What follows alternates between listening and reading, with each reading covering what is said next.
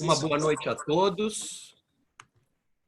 Com muita alegria que eu abro esse evento virtual da União Brasileira de Escritores. Meu nome é Rogério Duarte, eu sou secretário-geral da UBE nessa gestão que se iniciou em agosto do ano passado. Por um lado, nós tivemos apenas um evento no ano de 2020, nós esperávamos fazer mais eventos presenciais, não esperávamos fazer um evento virtual tão cedo, mas o que aconteceu foi que as circunstâncias nos levaram a ter que fazer o evento virtual. Mas não tem problema, porque é bom também, os eventos virtuais têm um alcance que os eventos presenciais não têm. Então, sejam todos muito bem-vindos a essa sala virtual no aplicativo Zoom. A União Brasileira de Escritores foi fundada no ano de 1958, é a mais antiga entidade de representação dos escritores em atividade no Brasil. Desenvolveu muitos eventos, mas assim, o mais conhecido é o prêmio Juca Pato, o prêmio intelectual do ano, que no ano passado foi dado ao Inácio de Loyola Brandão. E a UBE está em um momento de reformulação e de aproximação com os escritores, de reaproximação com os escritores e com o público, né? Então, esse evento tem a ver com esse projeto da nova gestão, cujo presidente é o Ricardo Ramos Filho, que é uma das pessoas que vai debater hoje junto com a Sandra Spilotro, que é também membro da diretoria. Esses eventos virtuais da UBE vão acontecer ao longo das próximas semanas. A gente não sabe por quanto tempo exatamente, porque a gente não sabe por quanto tempo vai durar essa situação em que nós estamos, mas, como eu disse, os eventos virtuais eles têm uma vantagem, né? A gente pode agregar bastante gente. Vejam que a gente teve 24 horas de divulgação desse evento e temos aí 20 pessoas na sala e a gente espera aumentar o número de pessoas nos próximos eventos. Então, sejam todos muito bem-vindos.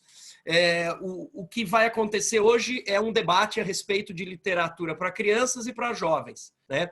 Os nossos debatedores, como eu disse, são o Ricardo Ramos Filho. Já eu abro o microfone dele para ele dar uma boa noite para vocês. O Ricardo Ramos Filho é escritor, já publicou muitos livros no Brasil e no exterior, especialmente Portugal e Estados Unidos. É professor de literatura, o doutorado dele é a respeito de Graciliano Ramos, na área de literatura infantil e juvenil. Privilegiando o olhar sobre os textos escritos para crianças e para jovens. O Ricardo oferece muitos cursos, é procurado por muitos escritores para orientação literária, isso é uma atividade que o Ricardo tem muito forte, é também cronista e participa do júri de muitos prêmios literários, né? Além de ser, claro, presidente da União Brasileira de Escritores. Então, vou abrir seu microfone, já eu apresento a Sandra, só para o Ricardo dar uma boa noite a todos. Pode falar, Ricardo. Boa noite a todos. Estou muito feliz em estar aqui nesse evento hoje. E só no comecinho eu quero aproveitar para deixar um recado para todo mundo. Vamos contrariar o que o presidente está mandando e vamos ficar em casa, tá? Isso eu acho que é muito importante. Vamos cometer essa desobediência civil. Vamos ficar em casa, tá? Não vamos ser loucos, tá bom? Tá bom. Mas é um prazer falar com todo mundo e principalmente falar sobre literatura infantil, que é um assunto que eu gosto muito, que eu estudei muito e que me dá muito prazer falar sobre ele. Obrigado, Ricardo. Obrigado, Rogério. Imagina. Tá. Te ouço perfeitamente. A outra pessoa que vai debater com o Ricardo é a Sandra Spilotro. Ela é bacharel e mestre pela Universidade de São Paulo.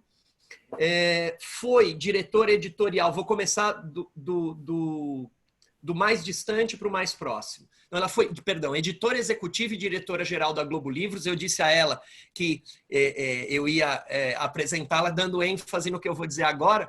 Ela teve sob a responsabilidade dela a edição de muitas obras, mas especialmente para mim, eu vou falar de outras, mas especialmente para mim a obra da Hilda Hilst, que é uma escritora magnífica. Depois, Sandra, se você puder falar 2 minutos da Hilda Hilst aqui, assim a gente agradece. Então, ela foi responsável pela edição da Hilda Hilst. Olha os nomes. Hilda Hilst, Oswaldo de Andrade, Mário Quintana, Florestan Fernandes, Raimundo Faoro, a lista é interminável. Sartre, Manuel Antônio de Almeida, reedições de toda Em Busca do Tempo Perdido, do Proust, Comédia Humana, do Balzac.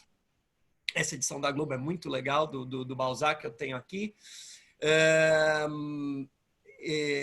Enfim, e assim, obras, as biografias: Hillary Clinton, Bill Clinton, Frida Kahlo, Churchill, Tolstói, Keith Richards, Cazuza, é interminável. A Sandra também foi diretora editorial para o Mercado Internacional na Ediouro, Nova Fronteira, de 2011 e 2014, participando das principais feiras internacionais. Vou abrir o microfone da Sandra. A Sandra dá um olá para vocês e aí depois a gente começa o evento.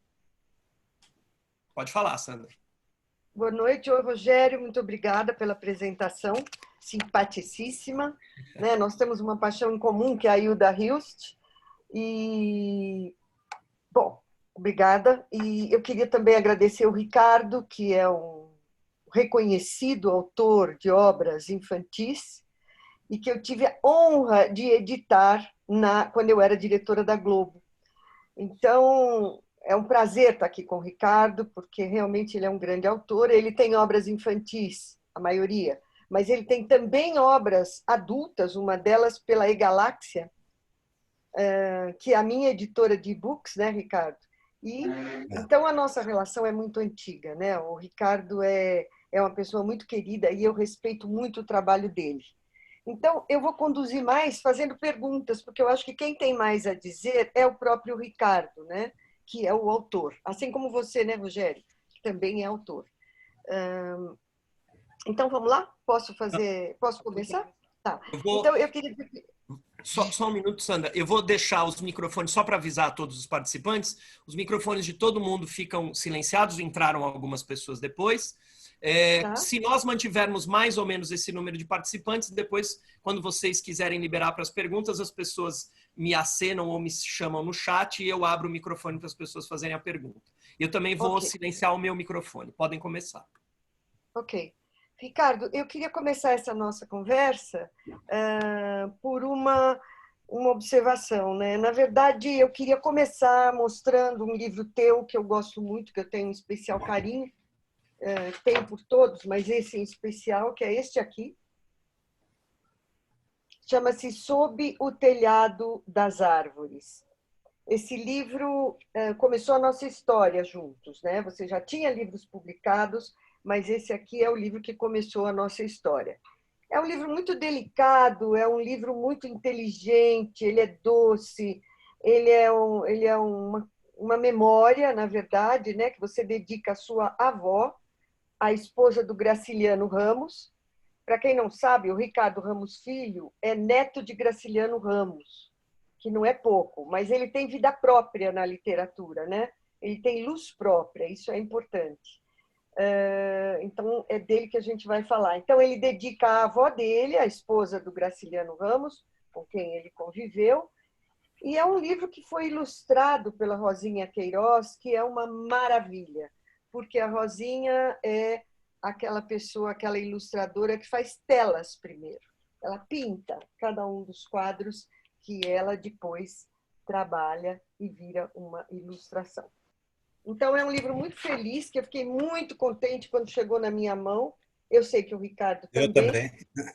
E realmente é muito lindo, muito lindo. Então, eu recomendo não só Sobre o Telhado das Árvores, como todas as outras obras do Ricardo. Ricardo, Boa noite, né, Sandra? Um beijo para Poxa, você. cara, beijo para você. Super beijo. Esqueci do básico. Bom, eu disse que eu gosto de muitos dos seus livros, de todos eles, eu tenho um carinho, mas o Sobre o Telhado das Árvores tem uma. Ele tem um.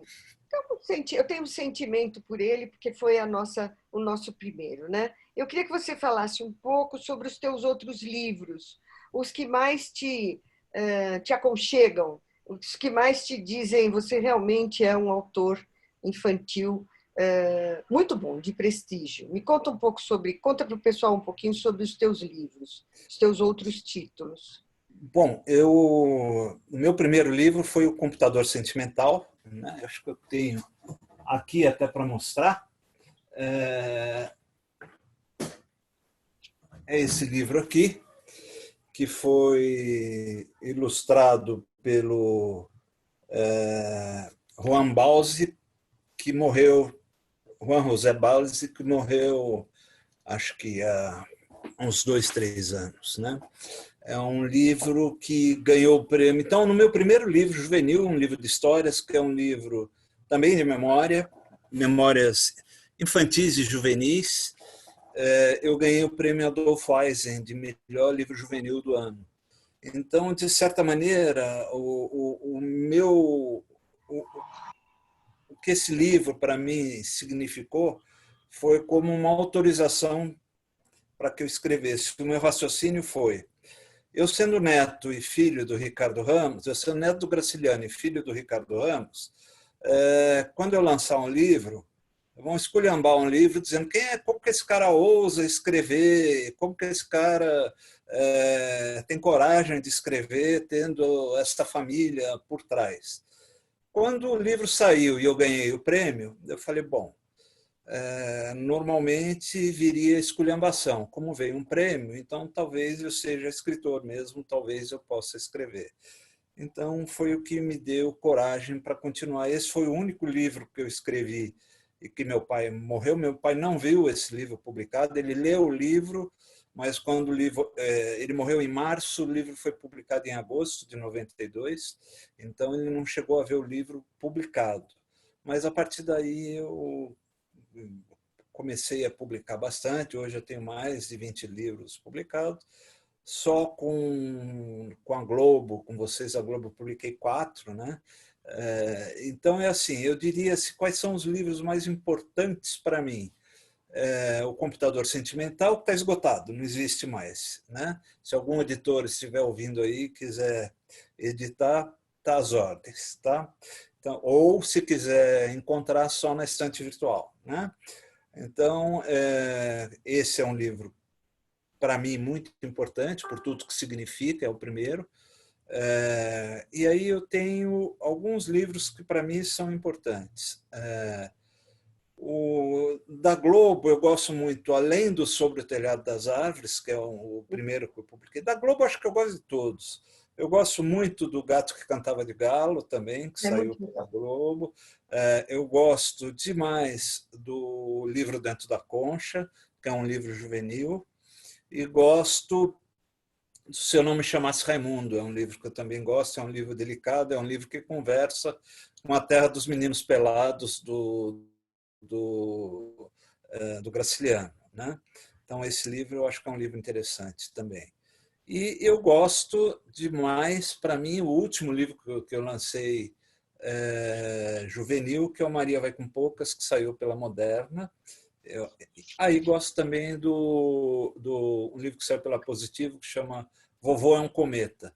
Esses são os meus livros assim preferidos. E para adulto, né, além do Montado no Ponteiro do Relógio, que saiu pela E-Galáxia, né, eu gosto do Conversa Comigo, que é um livro de crônicas que saiu pela Penalux, né? E eu estou com outro livro de crônicas para sair agora, eu preciso ver por que editora vai sair, o Caminhos Crônicos, né?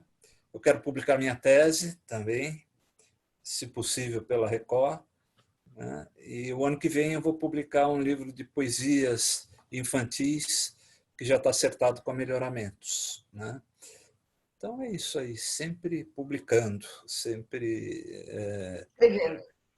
sempre não é fácil. Quem olha assim fala, puxa, mas como é fácil publicar, né? O Pataquada, que vai sair o ano que vem pela Melhoramentos, estou tentando publicar desde 2014. Quer dizer, então, às vezes é difícil publicar mesmo. Com certeza. E, Ricardo, você tem alguma linha entre os teus livros? Quer dizer, você poderia dizer que, por exemplo, quais são aqueles que você sente uma linha, uma similitude? Você falou um outro livro que é muito delicado, o Sobre o Telhado das Árvores. Você tem uma linha que rege essa criação, ou várias, enfim, duas, três? Eu costumo pensar, assim, eu para escrever eu preciso ir para a rua, né? Então esse momento que eu estou passando é um momento difícil. Todo mundo fala, é bom, agora vai ficar confinado, vai poder escrever. Eu geralmente eu encontro os meus assuntos andando na rua. Eu gosto muito eu sou muito eu fico muito aqui nesse espaço que vocês estão vendo. Aqui eu passo a maior parte do tempo, mas de vez em quando me dá assim, vou sair, vou tomar um café. Saio andando, paro na padaria, converso com todo mundo, observo as histórias. Eu costumo dizer que as histórias estão na rua, né? A gente precisa. Eu vejo as histórias na rua, né? Então, basicamente, as minhas histórias nascem assim do que eu encontrei andando por aí, né? Mas Tem também que muito, remeteu. e é isso Desculpe, que quer dizer, mas tem muita memória também, né? Tem muitas andando, coisas acho que que a eu tua vi. memória. Tem muito. Eu sou um cara que tive um passado muito legal. Eu tive uma infância muito bacana, tive uma juventude muito louca. Eu fui muito louco na juventude e eu tenho muita saudade dessas épocas, né? Então eu revivo muito quando eu escrevo essas épocas, tanto os momentos carinhosos da infância quanto os momentos loucos da juventude, né? Então e vivi, né, no período da ditadura, quer dizer, era um período em que você ser louco era um pouco complicado, mas eu era muito, né? E fui louco até bem mais de 30 anos. Eu parei de beber com 38 anos porque eu sabia que se eu continuasse naquela pegada eu não estaria aqui conversando com vocês, né? Então hoje eu não bebo, não ponho álcool na boca mais, mas eu vivi muito à noite, né? Isso tudo essas memórias quando eu escrevo voltam muito. E tem uma coisa que vem muito quando a gente escreve, né? E aí a literatura comparada fala muito sobre isso, né? São os ecos das coisas que a gente já leu, né? Quando a gente está escrevendo, as leituras que a gente já fez, tudo aquilo que a gente já leu, e eu li muito, eu fui um leitor compulsivo, né? Eu ainda leio bastante, mas eu não leio hoje tanto quanto eu lia quando tinha 15, 16 anos. Quando eu tinha 15, 16 anos, eu não estava interessado em dormir, eu estava interessado em ler. Eu varava noites e noites lendo, não queria fazer outra coisa. Passava o dia inteiro lendo, seguia pela noite lendo. Eu queria era ler, era o que me interessava, né? Então, quando eu escrevo histórias infantis, aqueles autores que eu li quando era criança e jovem, eles voltam, né? Volta muita coisa. Às vezes eu me pego sendo Monteiro Lobato, às vezes eu me pego sendo Viriato Correia, às vezes eu me pego sendo Laura Ingalls Wilder, todos os escritores que eu li quando eu era menino e criança, né? Bom, eu acho que dessa geração, a sua e a minha, a gente tinha que fazer alguma coisa para gritar contra, né? Então a gente gritava de várias formas, né? Indo contra o establishment, né? quer dizer um não, e tantas outras coisas que a gente fez para lutar contra, né? Aliás, é Eu a também. vantagem desse governo. Esse governo eu gosto muito porque me fez rejuvenescer. Eu voltei a ser o que eu era na década de 60 e 70. Eu voltei a gritar contra, voltei a xingar, eu Totalmente. voltei a ser jovem, né? Eu sou novamente o que eu já fui, né? É isso. E, bom, Ricardo, a gente falou, você quer falar um pouquinho mais sobre a tua obra infantil, especialmente? Então, a minha obra infantil é assim, eu acho que eu escrevo, o que aparece mais na minha obra infantil sou eu, né? Eu acho que as personagens, se você pegar, por exemplo, Maria vai com poucas, que é meu último livro, que é uma experiência que eu fiz, eu quis escrever um livro em primeira pessoa, narrando como se eu fosse uma menina de 15 anos, foi uma experiência Uhum. muito interessante, que eu ainda não tinha tido essa Você experiência, né? de ser uma menina de 15 anos. Quer dizer, é eu nem sou uma menina menina, e né? 15 anos eu já tive faz séculos. Né? Então, foi muito... mas a Maria, né? Ela tem muito do que eu era. Né? A Maria é uma menina rebelde, a Maria é uma menina que queria estudar medicina, como eu um dia quis Uhum. estudar medicina.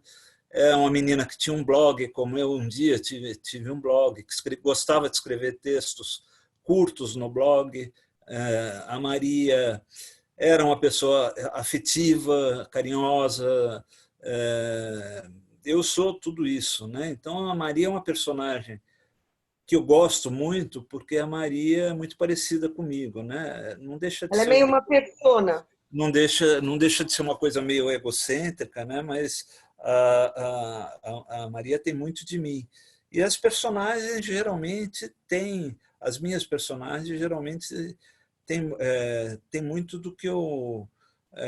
Se você pegar o Pedrinho, por exemplo, do livro Dentro da Concha, já é um Uhum. menino que gosta de ler, é um menino que lê muito, é um menino que é bom aluno, é um menino que tem todo aquele problema do pai não ensinar ele a pescar quando chega aquele ritual de passagem que quando o menino faz 11 anos, os filhos desse pescador aprendem a pescar e ele fica super ofendido porque não foi ensinado a pescar e não ensinaram ele a pescar e ele acaba se sentindo menosprezado pelo pai, injustiçado e tudo, e o pai estava querendo que ele não fosse pescador, ele era bom aluno, o pai estava guardando dinheiro para ele poder fazer uma faculdade, né? Isso uma época trabalhei em recursos humanos, isso é uma história que um menino me contou numa entrevista, chorando, lembrando disso, chorando, né? E foi uma história que eu peguei e escrevi depois, né? Então, essas coisas todas é que eu digo. Quando eu saio na rua, quando eu converso, quando eu falo com as pessoas, é que as histórias aparecem, né? Eu estou sempre vendo história na rua, né? E isso, para mim, é muito importante, né? O Ricardo, eu acho que é meio um pote, a gente fala melting pot, mas enfim, é um, é um caldeirão onde entra aí as tuas memórias, casos que te contaram, o que você vê na rua. E em alguns momentos, mais especificamente, é quase que a criação de uma persona infantil, como no Sim, caso da Maria Vai com Poucas, né? Eu acho que isso, aí é meio persona, você criou meio uma persona, né? isso. Infantil. Acho que é legal as pessoas ouvirem isso, né? Porque a primeira pergunta que ocorre a um escritor, qualquer escritor, é da onde vem sua inspiração? Quer dizer, como se a inspiração fosse uma coisa do éter, né? Que ela chegasse, de repente, você começa a escrever. Não, tem muito suor, né, Ricardo? Eu queria que você falasse sobre isso, né? Que as Assim, pessoas eu não acredito. Para mim, inspiração não existe. Eu não acredito em inspiração. Inspiração, para mim, é uma bobagem. A única certeza que eu tenho é que se eu sentar aqui nessa cadeira para escrever, eu posso escrever mais, posso escrever menos, mas eu vou escrever. E se eu não sentar para escrever, eu não escrevo. Agora, se eu ficar esperando inspiração, não vou escrever nunca, né? Porque a eu acho que isso tendência para todo autor, né? Hã? Para Como? todo autor, né? É, Isso é ficar um esperando. mito, quer dizer. É um mito. Essa coisa de que as musas conversam com a gente, não conversam nada. Nunca nenhuma musa falou comigo, né? Então, eu escrever é trabalho, é um trabalho como outro qualquer, né? Você Uhum. tem que ter... O que a gente precisa saber para escrever, né? A gente precisa entender que existem horas que a gente escreve que são mais apropriadas para a gente escrever. Eu, por exemplo, não consigo escrever à tarde e à noite. Eu, se quiser escrever, tem que ser de manhã, né? Que é um horário que eu geralmente eu acordo um pouco mais inteligente e vou emburrecendo conforme o dia vai passando e termino. E quando chega de noite, eu estou muito burro. Então, não dá. De tarde e de noite, eu não consigo escrever, né? De manhã, ainda alguma coisa dá para fazer, né? Mas depois a burrice me domina e aí não consigo escrever, né? Principalmente depois do almoço. Depois do almoço eu viro uma pessoa completamente estúpida, não consigo escrever, né? Então eu acho que o escritor geralmente sabe a hora de escrever, qual que é a melhor hora de escrever, né? Uhum. Então tem que saber que tem hora, tem que saber que tem método, tem que saber que a gente tem que escrever todo dia. Se você começar a escrever um romance, escrever na segunda e depois ficar só escrever de novo na outra segunda, vai ser difícil você retomar o fio da meada. Então você tem que ter disciplina, tem que ter método, tem que escrever todo dia. Isso tudo é importante para você conseguir escrever, né? Escrever é um trabalho, né? E A é um gente trabalha, exercício, né?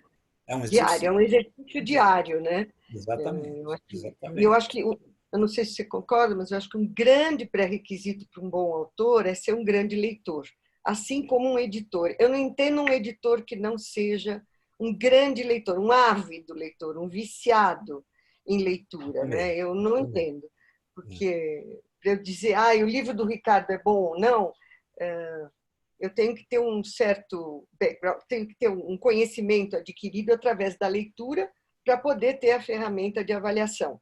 E você, eu acho que é a mesma coisa, né? Para pegar as ideias, para puxar o enredo, a narrativa, construir os personagens coerentes, de forma coerente, eu acho que também a leitura fica impressa na gente, né? As leituras que a gente faz, elas ficam impressas e no Fico, autor elas se manifestam na obra, né? fico. Tanto que, por exemplo, se você pegar um autor como Graciliano, né, e pegar o Caetés, que é o primeiro livro do Graciliano, uma das coisas que os críticos falam do Caetés é que o Caetés tem muito essa de Queiroz. Quer dizer, que o Graciliano escreveu o Caetés ainda muito impregnado do Eça de Queiroz, que era um autor que ele admirava muito, né? Ele só foi conseguindo se livrar do Eça de Queiroz mais tarde, né? Então isso acontece.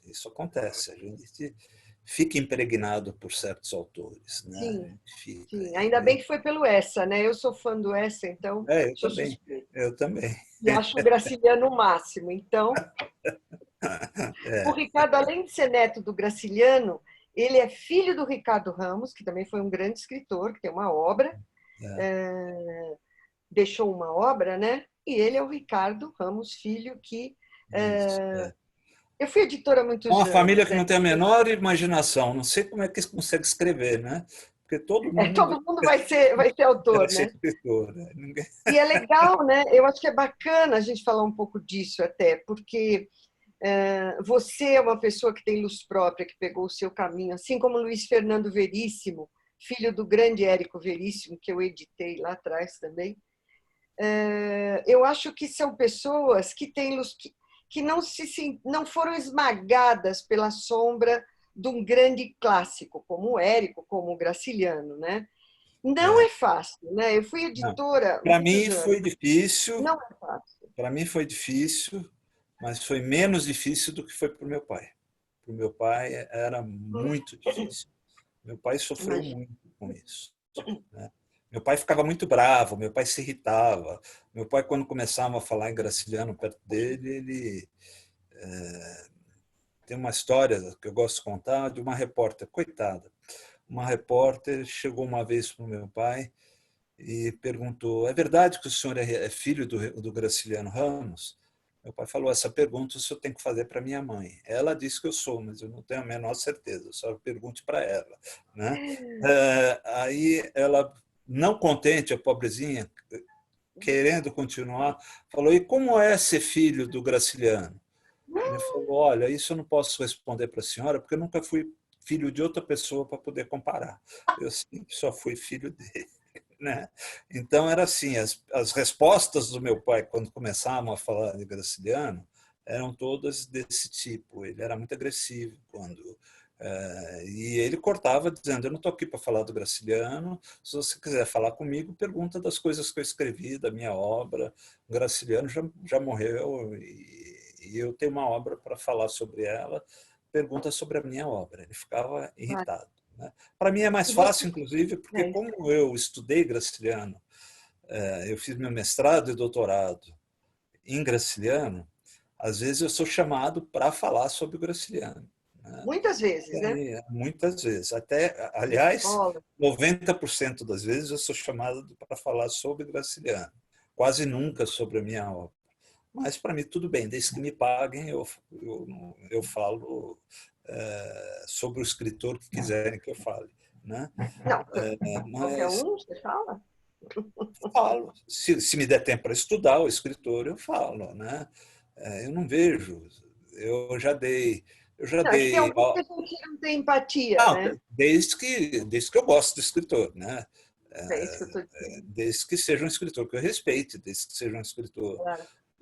Eu, por exemplo, já dei aula sobre João Antônio, já dei aula sobre Maria Carolina de Jesus, já dei aula sobre alguns escritores, até polêmicos, mas que eu gosto. Né?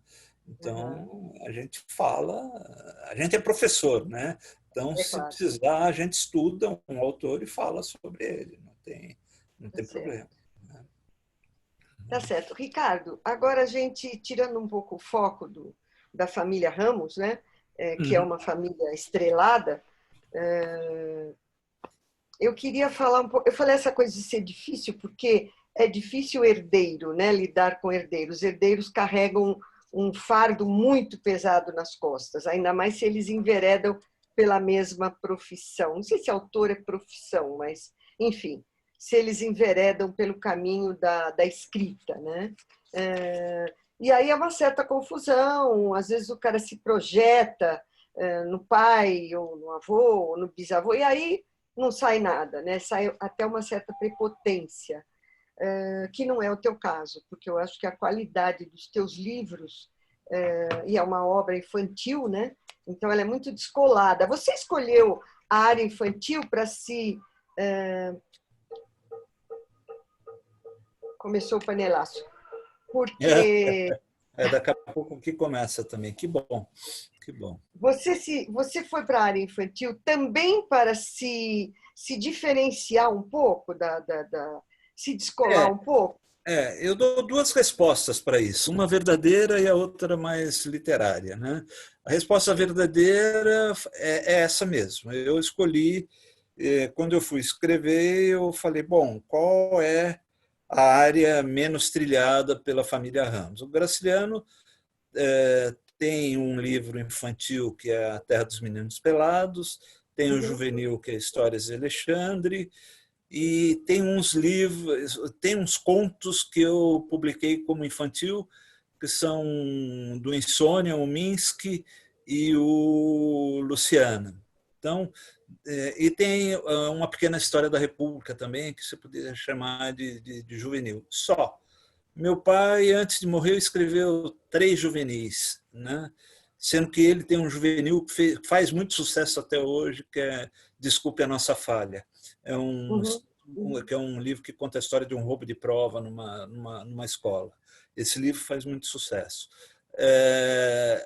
Mas, de qualquer maneira, eu achei que era um caminho mais seguro, mais fácil, em que não iriam me comparar tanto, eu seria menos perturbado. Né? A outra resposta que eu dou é assim, tem um pouco daquilo. Eu nunca li com tanta paixão, com tanta sofreguidão, tão compulsivamente como eu li na minha infância e na minha juventude. Então, é querer devolver um pouco dessa paixão. Eu acho que a minha paixão pela literatura está nessa época, nasceu nessa época. Então, é quase impossível para mim olhar um livro e não lembrar desse período. Então, eu acho que eu ainda vivo muito esse período quando eu escrevo. É o período dessa paixão pelo livro que eu tinha quando eu era menino e adolescente. Então, eu acho que eu escrevo também um pouco para esse Ricardo menino e adolescente. É uma maneira de eu voltar a ser menino e voltar a ser adolescente, né? Bacana, muito bacana. É. Ricardo, a literatura infantil no Brasil é uma literatura desprestigiada, a gente sabe disso. Quer dizer, é uma literatura que os pais não acodem essa literatura como deveriam. Então, como é que funciona isso? Porque um pai diz, não, eu quero pagar uma boa escola para o meu filho, mas não leva ele numa livraria, não dá livro de presente de Natal. Se isso Não lê. acontecer, é um caos. Quer dizer, eu sempre dei livro de Natal, né? Para filho, para sobrinho, né? Bom, na minha casa dava certo, porque meu filho é um leitor voraz, eu também sou, então estava tudo bem. Um escritor maravilhoso. Obrigada. Mas eu tinha, por exemplo, algumas sobrinhas que me achavam chata, né? Puxa, tia dá livro em vez de dar brinquedo. Quer dizer, eu era a tia chata. Então fica assim, como é que é isso, né? Não, dar livro de presente para a criança é ruim, né? A criança reflete os pais muito. Então, quando ela ganha um livro e fala, ai, que chato, eu imagino que ela está copiando algum Uma coisa que eu do pai. comportamento dos pais, né? E o que a gente vê é que, infelizmente, a literatura infantil ela não é considerada uma literatura premium, como hoje até o terror e tudo mais estão muito na moda. A literatura infantil não fica na moda. É isso que. E na moda não é pejorativa, é na moda mesmo. Eu acho que tem gêneros como o erótico, como o terror, que vêm, né? Agora, o infantil você não vê isso. Por quê?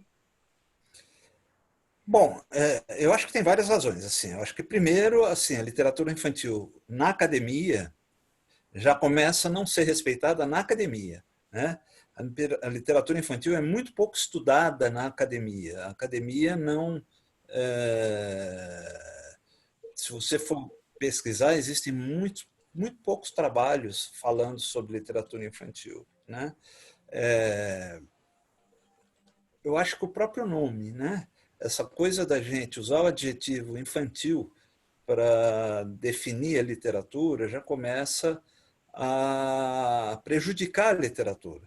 Porque as pessoas, quando ouvem literatura infantil, elas não pensam em que aquela literatura é uma literatura para crianças. Elas pensam que é uma literatura infantil, que é uma literatura que ainda é menor e que ainda precisa se desenvolver, ela ainda vai crescer. Então, esse adjetivo infantil prejudica muito a literatura.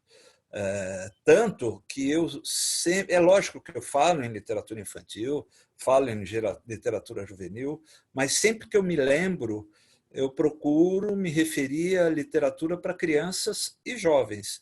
Eu acho que quando a gente diz que aquela literatura é para crianças e para jovens, a gente não está diminuindo aquela literatura. A gente Claro. não está dizendo que ela é infantil e juvenil. Então, esse eu acho que é o primeiro problema, né? Ela é pouco estudada, ela tem esse agravante, né, desse adjetivo, desses dois adjetivos malditos, né, o infantil e o juvenil, que É incrível, né? atrapalham a literatura, e é uma literatura muito nova, né? Se a No gente for Brasil. pegar no Brasil, né, o primeiro livro, embora se fale muito em Júlia Lopes de Almeida como uma Uhum. escritora que fazia coisas interessantes para crianças no final do século XIX e no começo do XX, né, o primeiro livro digno de nota que foi escrito no Brasil e que a gente pode falar foi publicado em 1919, é o Saudade, do Tales de Andrade, né, que é um livro juvenil. Esse é o primeiro livro que surge no Brasil com alguma força. O resto que veio antes era muito ruim, né? Depois, nós vamos ter, já na década de 25, 30, que começa a aparecer Lobato, né? E aí Lobato é uma revolução na literatura infantil, gente. E aí, assim, as pessoas, quando falam em Lobato, vão sempre para o racismo de Lobato, mas as pessoas não percebem que Lobato, como escritor, ele foi revolucionário. Por quê? Porque na literatura de Lobato, até Lobato, qualquer livro infantil, quando surgia um problema, a criança chamava o adulto para resolver o problema. O Lobato foi o primeiro escritor que deixou que as crianças resolvessem o problema. Nos livros do Lobato, a própria criança resolve o problema, né? Lobato deu voz para a criança. Lobato deu voz crítica para a criança. Nos livros do Lobato, as crianças podem ser críticas, as crianças podem condenar as coisas, as crianças podem discordar do adulto. Quantas vezes a gente não vê a Emília discordando da Dona Benta, né? Até então, tanto que Lobato foi proibido nas escolas católicas quando ele surgiu. As escolas católicas não gostavam do Lobato, porque o Lobato, para eles, pregava uma certa insubordinação das crianças, né? Tem a questão do racismo? Sim. Ele é um escritor racista, como eram racistas todos os escritores da época dele, né? Era uma questão de época, a gente tira do contexto de época um autor, aí fica difícil analisar Lobato hoje, né, no contexto de hoje, tirando da época dele, né? Embora para a gente, como pessoa branca, fique muito difícil. Eu, uma vez na faculdade, dando uma aula e discutindo até a questão do racismo do Lobato, né, tentando dizer que o racismo do Lobato era uma coisa menor, né, que não deveria ser tão levada em conta, tinha uma aluna negra na classe, e em um determinado momento ela levantou a mão e me fez a seguinte pergunta: professor, o senhor acha que o lugar de onde o senhor lê Lobato é o mesmo lugar de onde eu leio? Né? O senhor acha que o senhor sente a mesma coisa que eu sinto quando eu leio Lobato? E aí foi o que me fez essa questão, né, do lugar de fala, que é uma questão tão estudada agora pela Djamila Ribeiro, que ela escreveu até o livro, né, que é um livrinho pequenininho, mas muito grande, que é o Lugar de Fala, né? Eu acho que a gente tem um pouco, sim, que quando a gente olha para o Lobato e começa a tentar defender essa questão do racismo, a gente tem que olhar para o lugar de fala, entendeu? Os negros lendo Lobato, eles se sentem ofendidos com aquela maneira do Lobato tratar a tia Anastácia, né? Então, eu acho que isso tem que ser levado em conta, né? Mas Lobato foi um autor em outros aspectos revolucionário e que fez muito bem para a literatura infantil, né?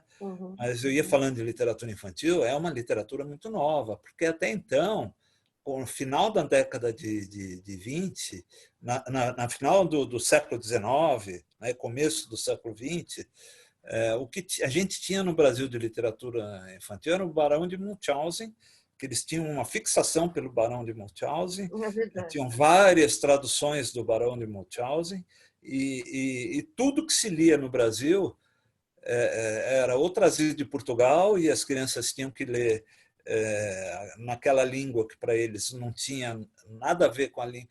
O Graciliano fala muito isso na infância, né? Eu ter que ler um texto com português de Portugal, um português que não tinha nada a ver com o português que eu falava aqui no Nordeste, né?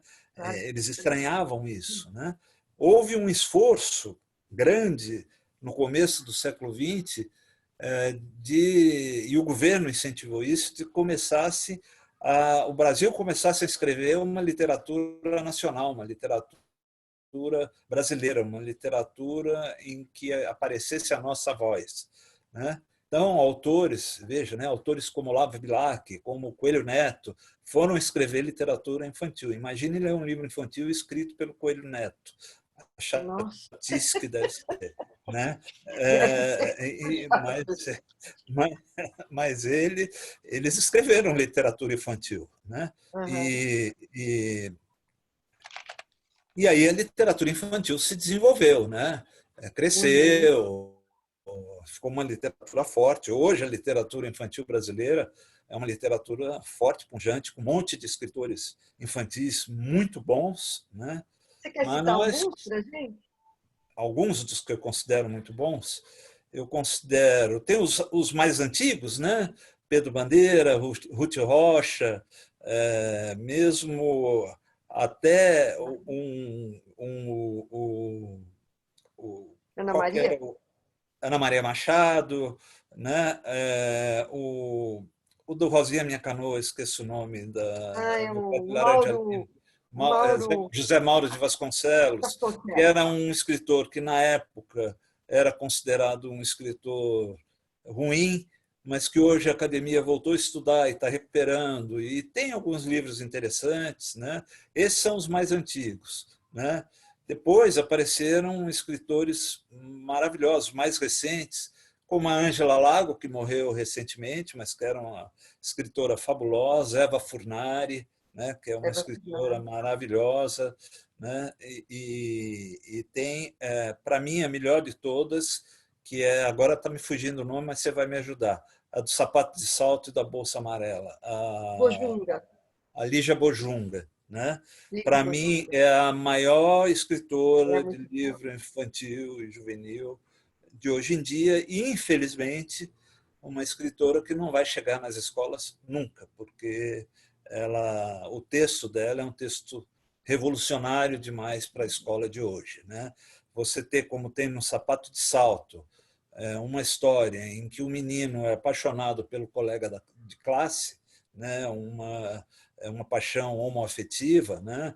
Você ter uma menina que se prostitui para poder comer, que isso está no Sapato de Salto, Que é isso a realidade, né? isso, se você leva numa escola No norte, nordeste, rica, norte. os pais que votaram no Bolsonaro vão ficar indignados com isso, né? Não vai dar, Certamente. né? Então, ela acaba sendo uma escritora que para mim é a melhor de todas, mas pouco lida, pouco estudada, pouco falada, né? A gente, Certo. mas temos, o que mais? Tem o Caio Ritter, né? Tem muito escritor bom. E temos ilustradores fantásticos também, né? Ah, isso é muito Pô, bacana de você eu falar, acho que a porque gente tem na nossa literatura, né? A gente tem desde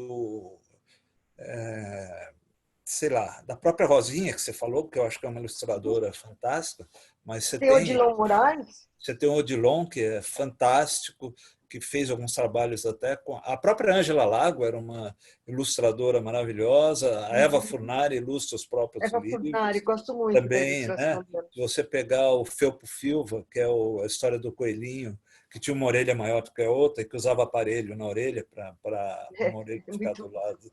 É genial, muito legal, né? Você Tem o tem Roger Mello, né? o Roger Mello, que é premiadíssimo, né? Você tem Premiadíssimo no exterior, é bom que no se diga, né? exterior até, né? Ganhou o prêmio Christian, né? Christian O Andersen, né? É assim Anderson, como a Ana Maria e a Lígia, né? Os Ana três Maria ganhou receberam. para Você viu? texto, né? Ele ganhou em Né? ilustração, né? É, Então, nós temos, né, temos ilustradores de primeiríssimo nível, né? E temos hoje uma literatura infantil onde os dois textos, o texto verbal e o texto visual, caminham juntos, né? Hoje em dia uhum. não dá muito para você pensar em um livro infantil, eu falando livro infantil, um livro para criança que não seja ilustrado, né? A ilustração faz parte da Sim. natureza do livro para É, criança, né? é Então, outra forma de linguagem, né? Que aproxima. esses ilustradores, eles são muito importantes porque são ilustradores que contam histórias paralelas, eles ilustram contando histórias paralelas, né? Porque como que era a ilustração antigamente? Dizia assim, aí o Paulinho foi escovar o dente, aí o cara punha o Paulinho escovando o dente. Quer dizer, você não precisa mostrar, o cara já disse que o Paulinho está escovando o Claro. dente, o ilustrador, o ideal é que ele coloque, faça uma ilustração de alguma outra coisa que vá acrescentar alguma coisa ao texto. Não precisa botar o que o autor escreveu, Enriqueça aquele né? cenário, né? Ele tem que enriquecer aquela história, praticamente escrever uma outra história que caminhe paralelamente ao texto verbal, né? E esses autores, todos citados aqui, fazem isso muito bem. Eu acho assim, o Odilon publica os livros de autoria dele com Dele, imagem, né? tem E Pedro e Lua, que eu acho que é um livro é maravilhoso lindo, dele. É lindo, lindo. é Ele lindo. Ele tem tem uns coisas livros muito bonitas. O muito. Roger Mello também. Roger Mello também. Enfim, a gente tem aquela descendente de japoneses que ganhou o Jabuti esse ano. Não é a. Puta, como é que é o nome Não dela? lembro o nome. É, é a Linda ilustração Janaína dele. Tokitaka. Janaína Não, Tokitaka. Ela é uma não, grande ilustradora também. não, é Mas ela não outra. é. Ela é japonesa mesmo, a Janaína Ah, Tokitaka. tá. É, Essa é de uma delicadeza, de uma leveza, assim, aham, tanto que ela tem um livro que tem meia dúzia de palavras, mas aham, você segue as ilustrações, é uma grande história. Quer dizer, ela passa aquela delicadeza do origami no sei, livro.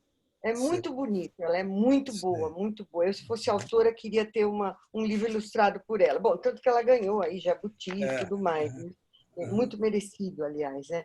Quer dizer, uhum. hoje, Ricardo, o que você está dizendo é que o ilustrador não tem só um papel coadjuvante, Não, ele tem um não. papel, ele está na ribalta junto com o autor do texto, né? Aliás, o livro infantil virou um trabalho em equipe, né? Porque no livro infantil você tem tanto o ilustrador como o programador visual, né? Como Uhum. aquele cara que vai pegar o texto e enfatizar algumas palavras, né? Tudo isso é um trabalho conjunto, né? Quer dizer, é um Até o trabalho formato, né, Ricardo? O formato tudo, o também. formato do livro, o tamanho do livro, tudo isso O né? formato é Se eu o acho que é uma livro for construção, depois né? virar um livro digital, Uhum. alguns livros infantis depois eles são até recebem movimento, essas coisas. Então você tem que ter o roteirista que vai fazer o roteiro do livro Exato, infantil para ele poder aparecer. exato. Então é um Vai virar um trabalho, videozinho, uma virar um coisa assim, né? videozinho, é um trabalho bem de É, equipe mesmo, né? A com certeza. literatura cresceu muito e tá cada vez maior. Fala, Rogério. Sandra, Sandra e Ricardo, a gente está chegando a 1 hora já de conversa. A hora Uhum. que vocês quiserem abrir para perguntas, vocês mesmos dão um toque, tá bom? Tá, Tá. eu estou aqui pela Sandra. Não, para mim, eu acho que é meio isso, né? Eu acho que a gente só não falou qual é o papel da literatura na formação, mas eu acho que é tão óbvio. Se você quiser falar um pouquinho, qual é Eu o acho que é papel da fundamental. literatura Eu infantil? acho que Deixa eu só dizer uma coisa. Lá fora eles chamam de literatura para crianças, né? Children books, eh, eu acho que livre, depende da livre língua, per né? bambini, né? Per bambini, né? Aqui é que a gente chama de infantil, né? Infantil. Isso acho que Não sei. prejudica um pouco a literatura, né? Para crianças, Tá. né? Agora, eu acho que ler é fundamental, né? Eu acho que tudo que eu sou na minha vida, em termos de um olhar mais sensível, de uma aceitação da diversidade, de uma Uhum. aceitação de culturas diferentes, de uma aceitação, de uma abertura maior para vários tipos de pensamento, vem do fato de eu ter lido muito. Quer dizer, então a pessoa que Sim, lê é uma pessoa mais aberta para o mundo, né? Para as claro. coisas. Então, eu acho a pessoa que não lê, né? A gente percebe logo. Eu acho que o Brasil A gente, quem já esteve na Europa, quem já andou pela Europa, percebe o quanto o Brasil lê pouco, né? Se você anda pela França, se você anda pela Inglaterra, se você entra nos metrôs, você vê que as pessoas estão lendo nos trens, nos metrôs, as pessoas lendo e lendo livro. Aqui no Brasil ninguém está lendo nada, né? Ninguém lê nada. Não. Os pais me perguntam às vezes: o que eu faço para o meu filho ler? Eu falo: você lê? Ah, não, eu não sou muito. Eu falei: então Mais nada. desiste. Então desiste, teu filho não vai ler nunca. Se você não lê, por que você quer que teu filho leia? Você tem que dar o exemplo, né? Quer dizer, Claro. dá vontade de dizer assim: não adianta, seu filho vai ser burro igual a você. Não tem, não tem, não é? É bem Né? essa. Queira que ele leia, porque senão ele vai ficar mais inteligente que você e não vai te suportar. Né? Então, melhor que ele também não leia. Né? Aí com paz. É? Aí convive em paz. Tem harmonia na casa. Né? Os jumentos ficam passando todos bonitinhos, não tem problema. Né? É isso. Aí quando lê uma notícia sobre política, não entende e toma partido, e aí ferra todo mundo, não é? Então, isso aí. É isso aí. Né? Ricardo, eu acho que falamos de tudo, né? Ou pelo menos para 1 hora, tem conversa aqui para 10, mas o Ricardo tem muita história para contar, né, da obra dele, mas eu acho que... Eu falo muito, né? Eu acho que tem isso. Não, mas eu acho que você tem coisa para dizer. O duro é quando o cara fala muito e não tem nada para dizer, aí é um porre, né? Então, eu acho que se o Rogério quiser abrir, para mim tá ok. Para mim também. Legal. Então, para as pessoas que estão participando, tem uma maneira simples de fazer a pergunta. Quem não está com vídeo também pode fazer isso. Se vocês rolarem o cursor lá para baixo, vocês conseguem... Tem uma carinha que chama reações. Eu não sei se aparece para vocês em inglês ou em português. A minha aparece em inglês. Reactions. E aí vocês podem levantar a mão. Tem ou aplauso ou legalzinho, sei lá, a gente pode combinar que quem quiser perguntar faz coloca um joinha e eu abro o seu microfone para você perguntar. Vocês estão achando isso? Não? Sim, está na barra aqui embaixo, né? Isso. Tem uma barra lá embaixo, do lado direito está escrito reações. Aí é só você, quem quiser fazer pergunta, pode colocar a mãozinha assim. Tanto para o Ricardo quanto para a Sandra, se quiserem fazer a pergunta. Quem quer fazer pergunta? Chayane quer fazer? Espera aí, eu abro seu microfone. Pode? Chayane conseguiu entrar, Chayane, que legal. Só um minutinho, Chayane, que eu vou abrir seu microfone. Pode falar. Oi. Então, a pergunta que eu tenho é para o próprio professor. Quando eu era pequena, uma das lembranças que eu mais tenho comigo é de quando eu comecei a ler e eu fui muito incentivada, assim, à leitura, ao gosto de ler. E o professor estava falando que os pais perguntam a ele por que que meu filho não lê, meu filho não gosta de ler. Como que o professor falou que o brasileiro lê pouco, isso é fato. Eu acho que ele lê pouco devido não só a influência, por exemplo, eu tive as minhas influências, mas não foi dos meus pais, por exemplo. A influência foi algo que veio de mim. Ele já teve pela família dele. Eu quero saber o que ele vê assim das relações familiares, a escola, a relação professor e aluno também, eu acho que está bem deteriorada, o que desvaloriza muito a leitura. Eu queria que ele falasse um pouco mais, assim, incentivar. Como que ele tem, além disso, dos pais incentivarem, como que ele via como criança a leitura? Como que foi essa história dele um pouco? Eu queria que ele falasse mais. Então, Chayane, eu acho o seguinte, eu acho que claro que podem existir pessoas que acabam gostando de ler sozinhas, sem precisar que ninguém, né? Eu não acredito, por exemplo, que um cara como Machado de Assis, que, né, que era filho de uma lavadeira e de filho adotado de um português, que era um comerciante, tenha tido em casa pessoas que o incentivasse a leitura. Ele é um cara que deve ter sido uma pessoa que leu porque gostava de ler sozinho, né? Isso acontece também, mas a maioria das vezes, né, se a gente for pensar, a leitura precisa de uma boa mediação, que vai ser feita ou por pais ou por professores que consigam. Professores apaixonados pela leitura, professores que chegam na classe e o aluno percebe que o professor ama a leitura. Esses professores, muitas vezes, conseguem despertar no aluno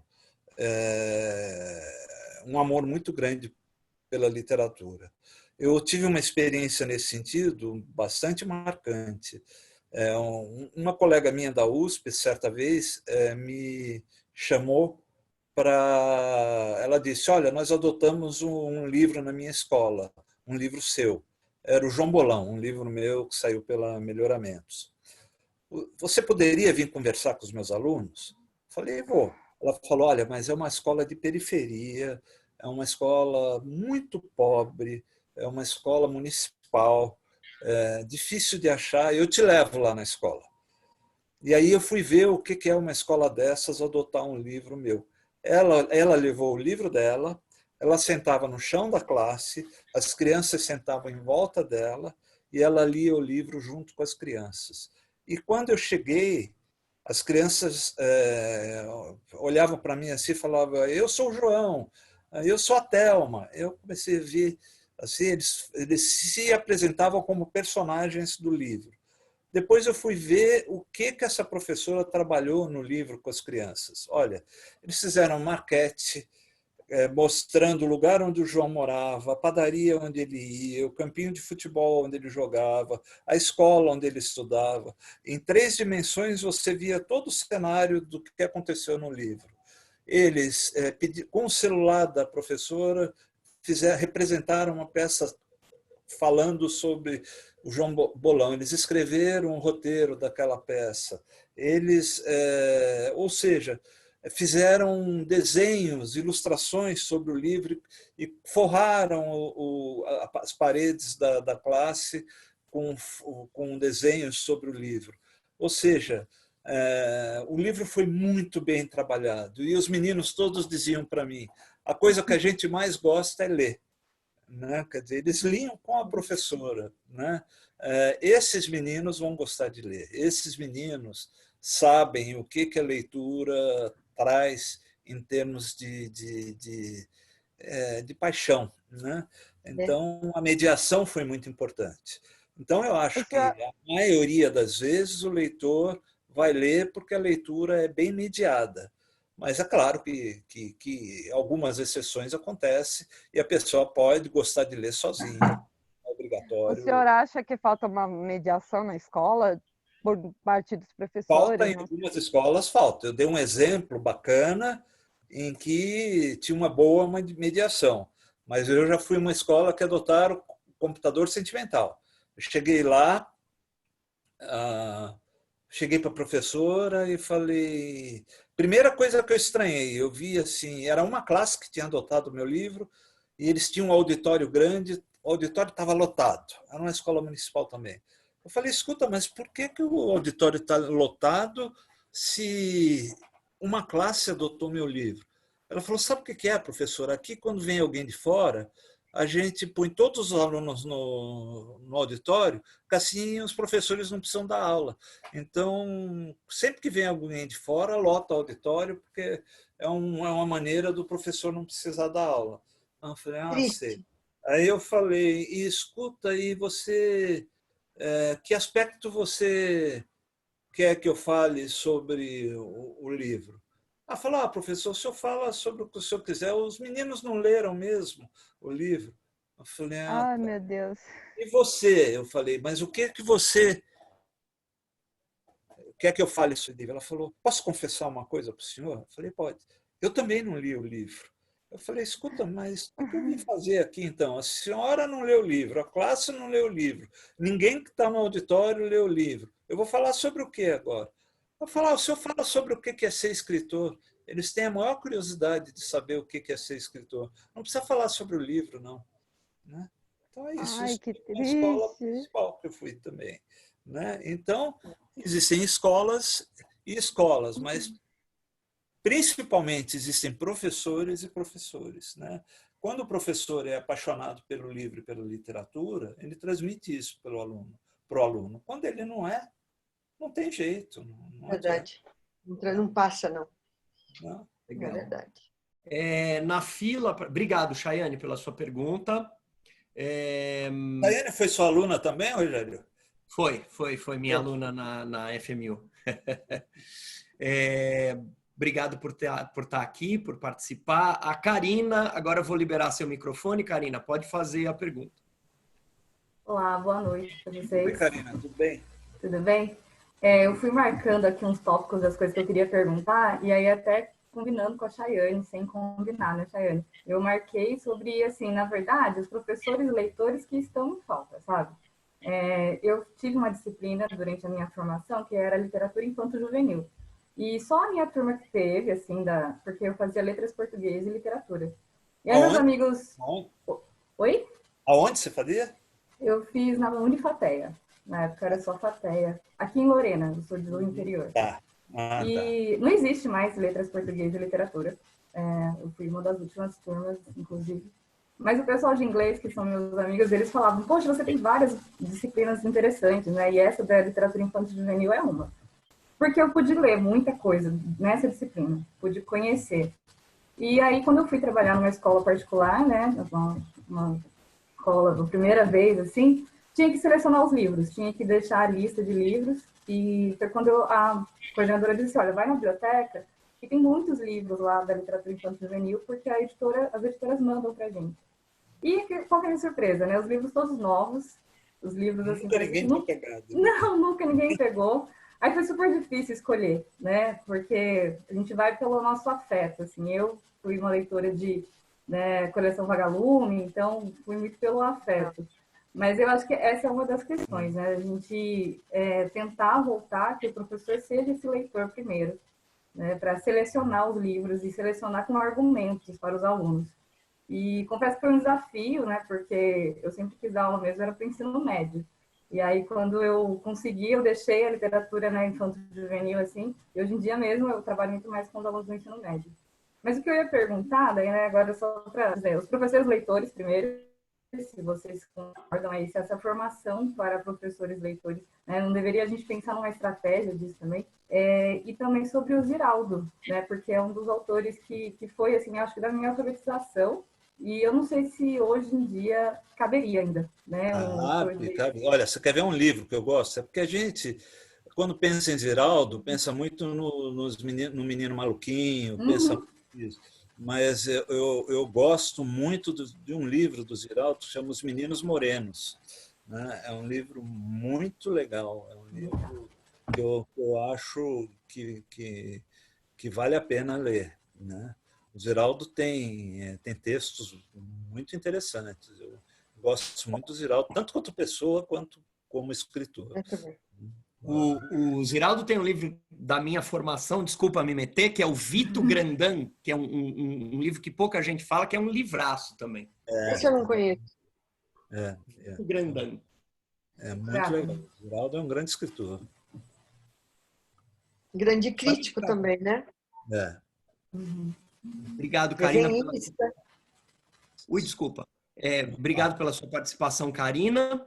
Agora a Cristiane está com a mão levantada para falar. Ela não está com a câmera, mas pode falar normalmente. Só um segundinho. Cadê? Agora ela... Tudo bem? Boa noite aí para vocês. Boa noite, Cristiane. Tudo bem? Oi, Cristiane. Tudo bem?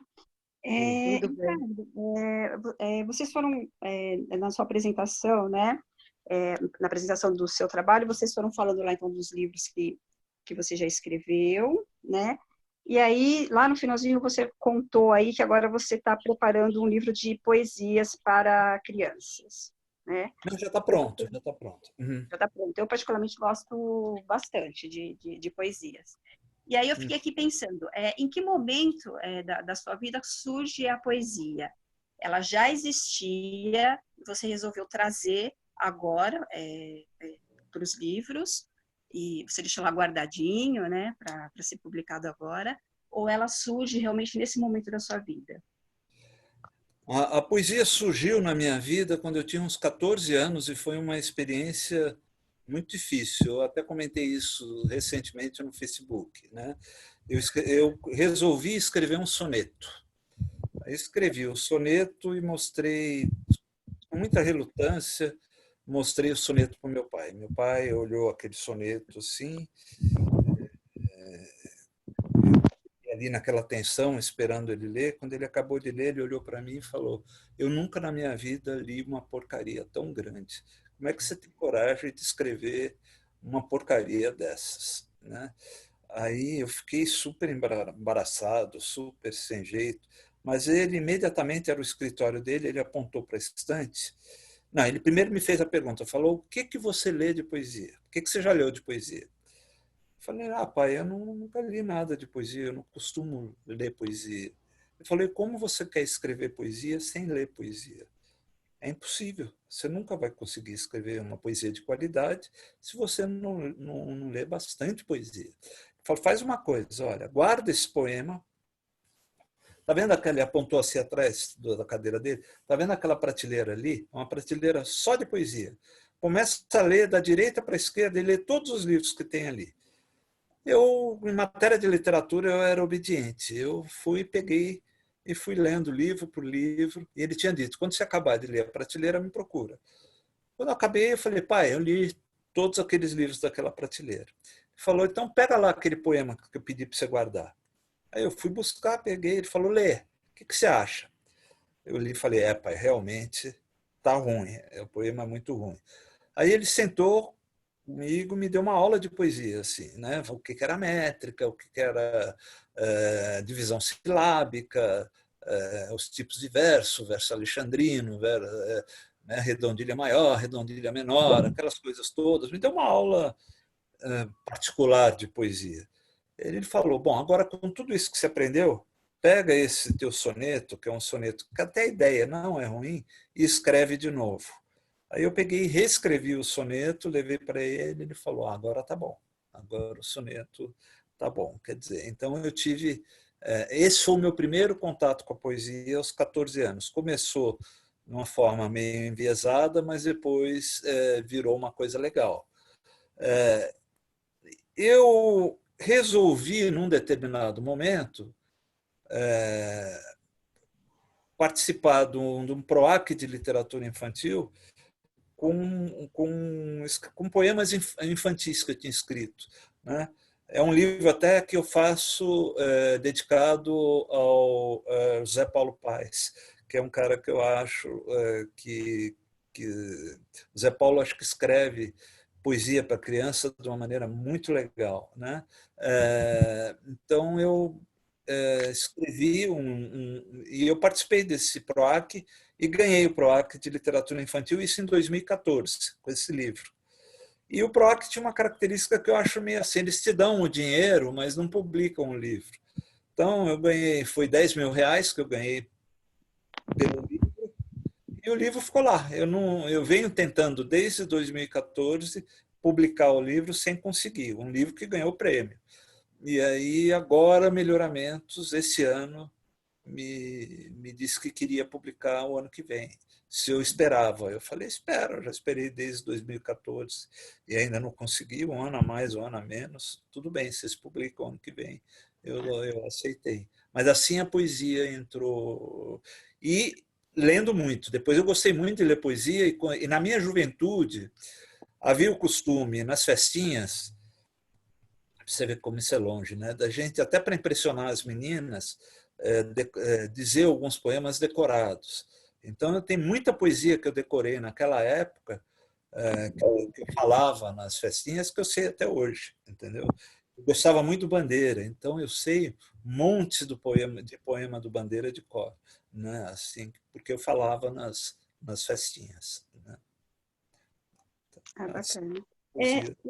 Eu queria fazer também uma outra pergunta, o seguinte, o escritor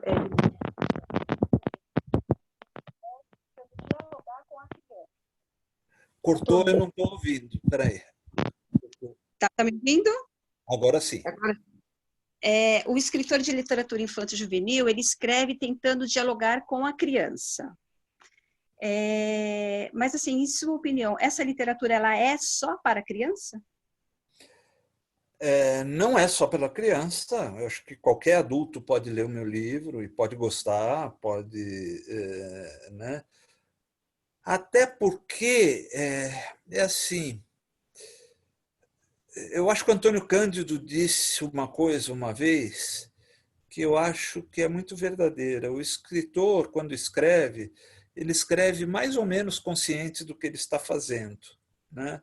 Eu quando escrevo, eu sei que eu estou escrevendo para criança, mas não tenho a menor ideia se é para o terceiro fundamental, se é para o quinto fundamental, se é para o oitavo, se é para o ensino médio. Não tenho. Isso depois quem vai decidir é a editora, né? Então, assim, e eu sei, é lógico que os adultos vão gostar também. Eu, por exemplo, eu gosto de ler literatura infantil também, eu gosto de ler livro juvenil, eu leio livro infantil e juvenil. Então, é prioritariamente para criança e jovem, mas é também para qualquer um que queira ler, não é só para criança e jovem, né? Eu curto alguns autores. O Felpo Filva, por exemplo, da Eva Furnari, eu li, morri de rir, eu adoro, é um livro que eu acho genial, e eu li adulto, né? Quer dizer, Bacana. muito legal. Acho que é isso, né? Uma vez eu estava lendo para os meus sobrinhos Marcelo, Martelo, Marmelo, e o meu pai, que tem 81 anos, era o que mais se divertia ouvindo a história. Então, até por isso que eu fiz a... Não, é verdade. É verdade, é verdade. Algumas histórias a gente se diverte muito com elas. Obrigada, tá? Eu que agradeço. Cristiane. Obrigado pela sua participação. Mais alguém quer fazer perguntas? Se ninguém mais quiser fazer perguntas, a gente começa a se despedir. Quem quer? Esther, quer fazer? Pode fazer. Pergunta não. Será que aquela ilustradora que vocês citaram é a Lúcia Iratsuka, Isso! do prêmio? Só para a gente não deixar em branco o nome dela, né? Eu acho que é legal a gente deixar o nome dela aí, para a gente não sair em branco com isso daí, né? Boa, boa. Tá bom? Era isso. Boa. Acho que tudo que eles falaram foram bem esclarecedores, os dois. E a Cris também, né? Obrigada, gente. Eu acho que tem uma pergunta aí, né? Quem tem uma pergunta? Quem? Chayane, não. Espera aí. Chayane? Olá. Pode falar. Oi.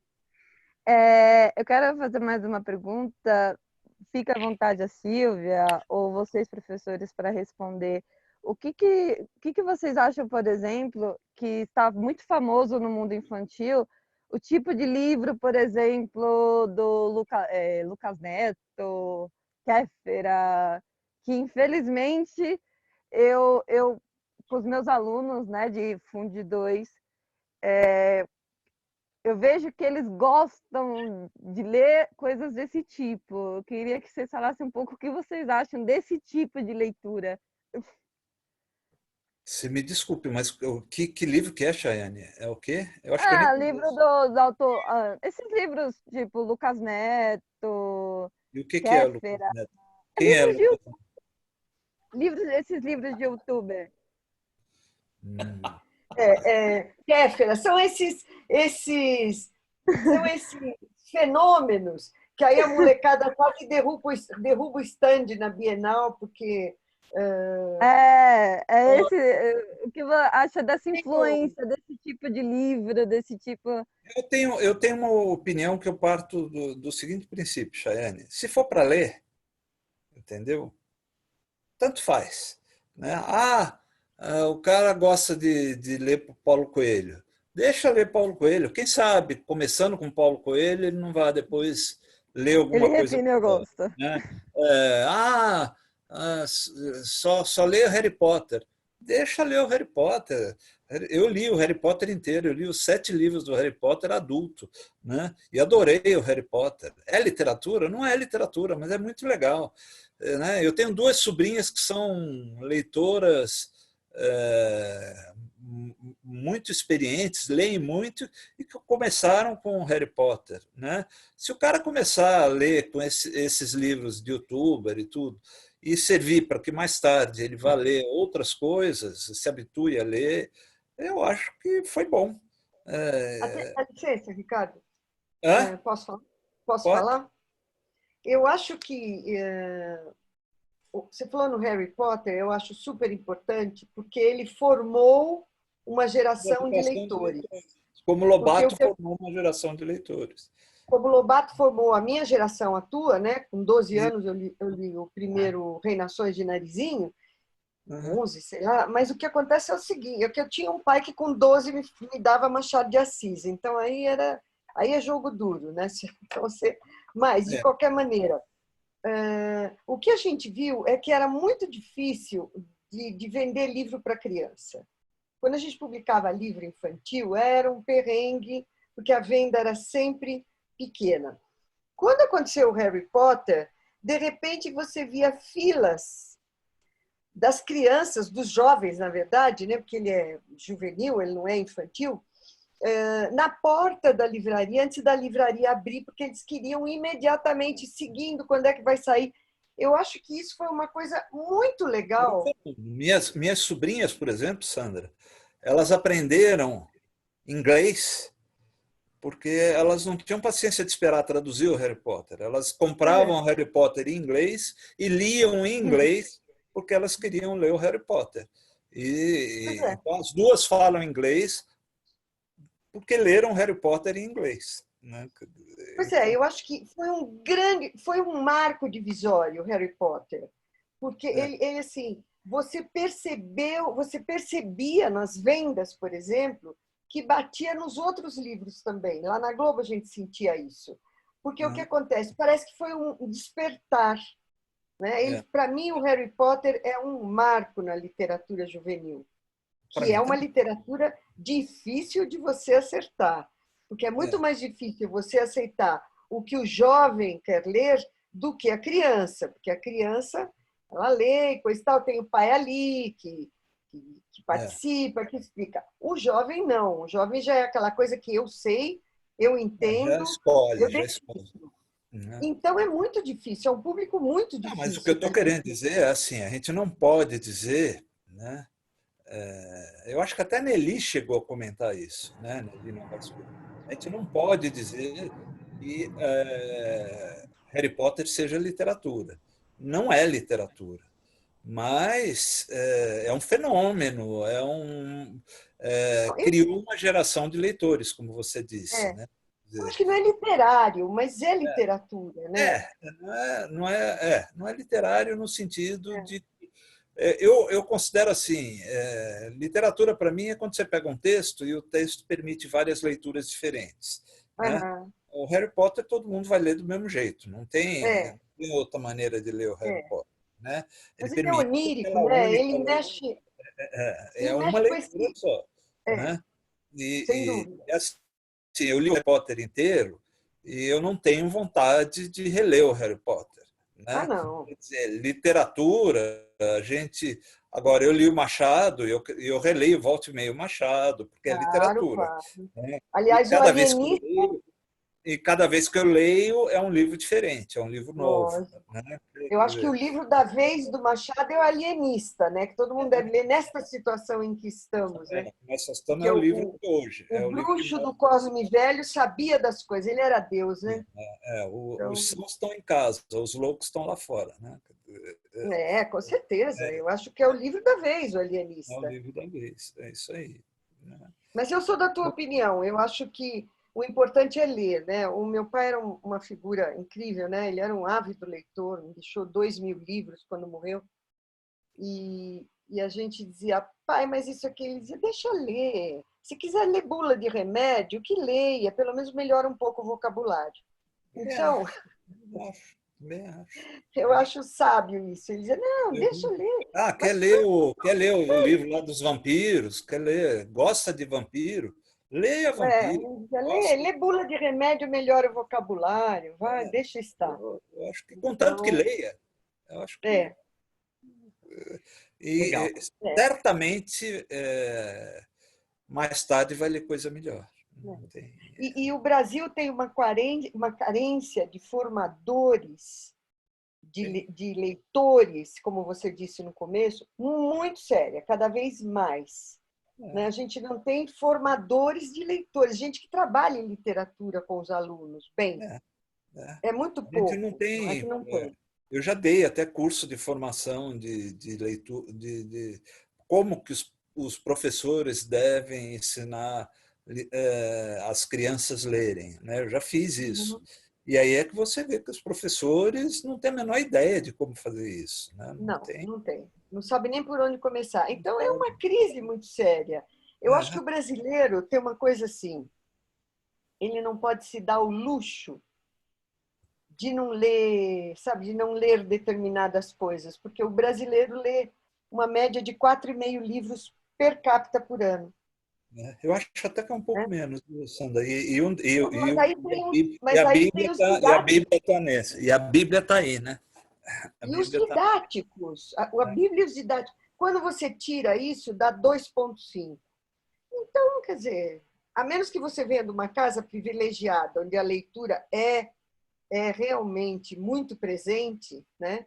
Que é o meu caso e o teu caso, aí fica difícil, né? A Chayane perguntou, mas como é que você faz? Os pais perguntam, como é que eu faço para o meu filho gostar de ler? Aquilo que você falou, você lê? O teu filho te vê lendo um livro em algum momento? Então, meu enteado tinha 2 anos. 2 anos de idade. Eu e a mãe dele, a gente ficava lendo na sala, ele sentava, a gente morria de ele sentava bonitinho, pegava um livro, o livro estava de ponta cabeça. E ele ficava com o livro na mão, imitando o gesto de ler. Com 2 anos de idade, ele já imitava o gesto de ler. Porque ele via o pai e a mãe lendo. Né? Quer dizer... isso já é muito legal, né? São 9 horas, a gente está atingindo, então, 1h30 de bate-papo. Se ninguém tiver mais nenhuma pergunta, acho que cabe a gente concluir, senão a coisa se estende, a gente fica muito longo. Alguém mais tem mais alguma pergunta? Alguém mais quer falar alguma coisa? Não? Legal. Então, eu queria agradecer ao Ricardo Ramos Filho. Obrigado. Eu é que agradeço pela participação nesse debate. A Sandra Espilotro também, pelas perguntas. Eu é que agradeço. E lembrando a todo mundo que está aqui na sala que essa conversa, esse bate-papo é uma atividade da União Brasileira de Escritores. Conheçam o nosso site, ube.org.br, nossas páginas no Facebook e no Instagram, é só procurar pela União Brasileira de Escritores. Semana que vem a gente deve fazer outro evento, ou pelo menos um, talvez 2, vamos ver se a gente consegue. Então, quero agradecer a todos que estão aqui, a presença. Eu também queria mandar um abraço para todo mundo que veio, para todo mundo que participou. Viu? Um abraço muito obrigada. Aí para todo mundo. Tá? Bacana esse interesse. Bacana, legal. Obrigada, gente. Então tá bem. Muito obrigado a todos. Boa noite. Para vocês saírem da sala, se quiserem, eu vou ficar aqui mais 5 minutos, eventualmente, mas se alguém quiser sair da sala, é lá também no canto direito, na barra embaixo, no canto direito, vocês saem da reunião. Vou abrir o microfone de todo mundo, se quiserem agradecer pessoalmente. Só um segundinho, peraí, cadê o comando? Pronto, todos os microfones estão abertos, se vocês quiserem se despedir. O do Nogueira não abriu, engraçado. Nem o do Pedro Ferraz. Agora abriu. Pronto, agora sim. Queria falar do Pode Pirlim Pim Pim, que todo mundo precisa agora. Pode Pirlim Pim Pim. Ah, é. A gente Era compra bom, né? todos os lugares sem sair de casa. Pode agora é muito necessário, né? Ou qualquer um, importa. Vamos falar. Meu pai também falou do conto Negrinha, do Monteiro Lobato. Não era tão racista.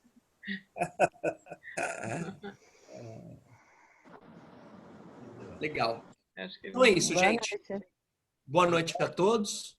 Boa noite para todos. Então, vocês terem participado, né? E eu acho que a gente da União Brasileira dos Escritores, como o Rogério disse, pretende fazer outros encontros.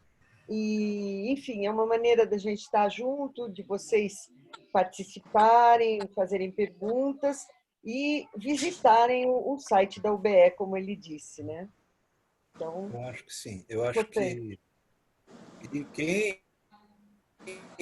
quem gosta de escrever alguma coisa, fica sócio da UBE também, bem